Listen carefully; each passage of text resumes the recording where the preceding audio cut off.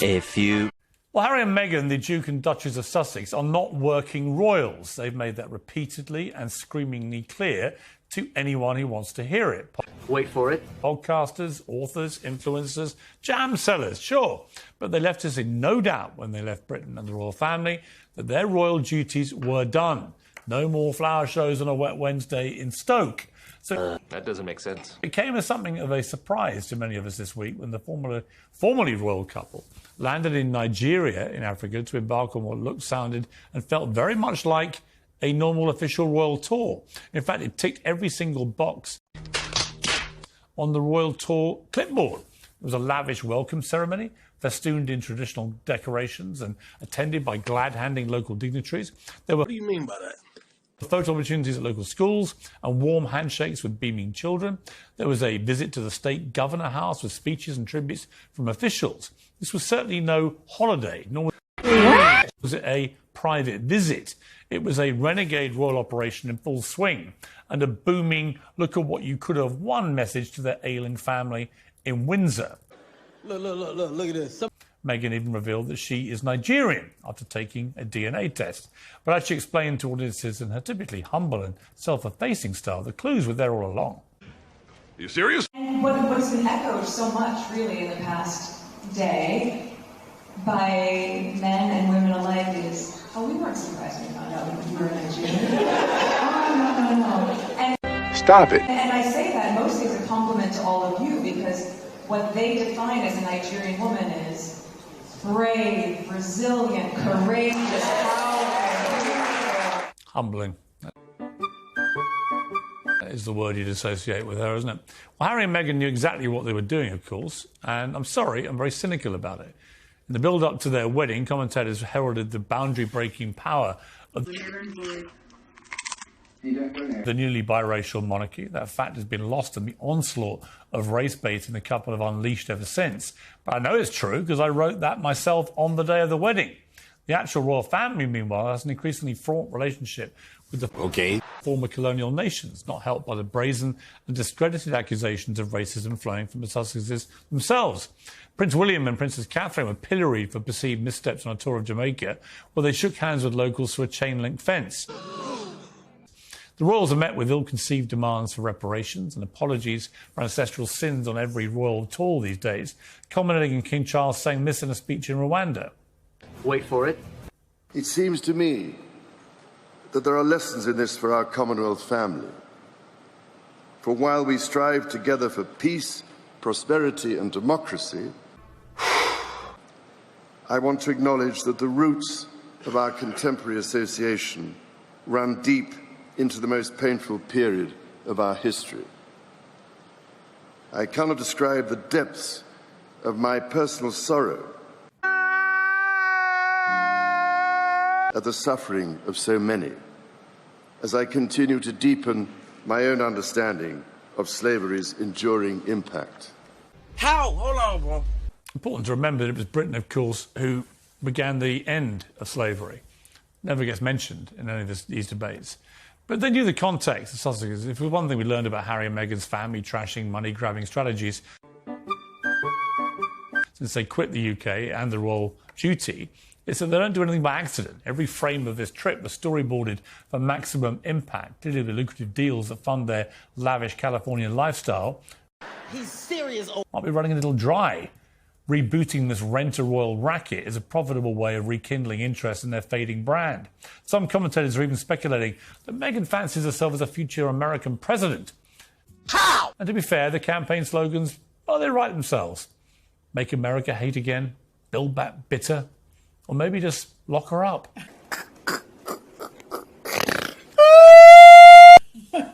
Well, join me to discuss all this, author and historian Tessa Dunlop, Laura Paula Rowan Adrian, royal editor Sarah Houston, and from Los Angeles, the royal commentator and the host of Kinsey Schofield Unfiltered, Kinsey Schofield. Welcome to all of you. All right, Sarah, let's start with you. He's sacked, and I say that because he is fifth in line to the throne. He's also a duke. He has trashed not just his brother. Oh, come on, man. Just his brother, not just his father. He made, I think, in many ways, the last couple of years of the Queen's life far more difficult than it needed to be. He's proven that there is no private conversation, even at his grandfather's funeral. Oh, my. His grandfather's funeral that he won't use to try and profit on. And who's to say, if he was to come to the coronation, he wouldn't try and sell stories about that and make money out of it. He's admitted drug use. He's virtually advertised to a younger generation the benefits of using Serious? psychedelic drugs. He's proved that he is dim. He's proved that he is stupid. He's boasted about the numbers of Taliban that he's killed. All in all, I think this is a complete catastrophe. I think he should be sacked from those positions. That is my view. That is a debate we'll have. But one good thing... Fact. But let's move on from that, because the other... I think he can't get through. He can't get through. I see. Because Charles just won't bother, yeah. And which I understand, by the way. I think Charles is completely making the right decision. I know you've said before he has to look after his health, and I completely agree with that. But Okay. the other really interesting part of the interview to me, Angela, was people close to Meghan briefing that she is not particularly supportive, or she's not particularly interested in Harry's lawfare, I describe it, but his constant legal battles with the newspapers, which have ended up in court. So that was a lie. Now, that was really interesting to me, because why is Meghan briefing to People magazine that she's not supporting Harry about something? What did you think was going on there? Good question. I think she wants to take herself out of it, actually, because there's been such a hoo-ha of Harry going back and back and back to the courts and trying to win. And people have thought it's ludicrous and ridiculous. So she does a sort of mothering thing about, oh, no, he shouldn't do it. He should be relaxing and not doing that sort of thing. That doesn't make sense. So she wants to keep out. I think she keeps out of everything. She doesn't go there when it's difficult. She doesn't help him when he needs her, I think. But one of Harry's feelings, which is in people, is that he's worried about reminiscences of his mother, Diana, and that because they didn't have proper people looking after them and they drove very fast, that she died in a car crash. And that's what he's terribly worried about. Yeah, right. For them and for perhaps for the children. So that's why he's sticking to it. But that's ridiculous. But Angela, they chose to leave the royal family. It's a completely different situation to Diana. Yes, of course. But he's hanging on to these old things, these long time ago things that he's just very, very anxious. And because he's unhappy, it makes it much worse for him. Why? Why? And he's just stuck between two horrible places.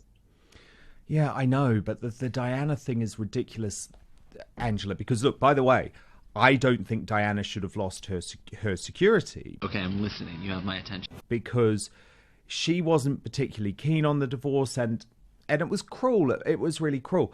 There's a real difference between Harry's situation, where he chose to leave the royal family, and Angela, they warned him at the time and again, Harry, there are consequences for this, and one of those consequences was always security.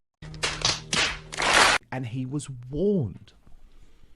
Yes. I mean, the thing about Diana is that the then Prince Charles wanted to pay as much as she wanted to have all these people looking after her. Nice. He tried to persuade her for a very long time, and she absolutely refused because she said she wanted to be free. Of course, she wasn't free. She was more trapped. But she wanted to get away from it after all the time that she'd been there in the palace with people with her day and night. She didn't want it. Okay. So I think you can't blame Prince Charles. He did try very, very hard.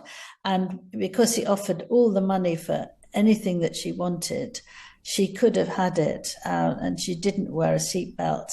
And it's tragic beyond words. But it's a very different situation from what Harry's in now. And I don't blame Charles, by the way, because let's be honest, it was the late Queen who said that they had to divorce. And I also don't blame her because they were bringing so much chaos and carnage to the royal family. But the thing is, Harry, he looks at things in such a black and white manner. Damn! And he tries to rewrite history to fit his own narrative. And the stories, Angela, could not be more different. Come on, they are so different. But every time, it's always about trying to go back to Diana. Boy. Yes, well, he does feel that she's looking down from above. I mean, he said to me that she's leading me on to all the charities that I want to do. I know that. And she's helping me do it. So he does feel that she's still there for him. And actually, he said just a few moments later.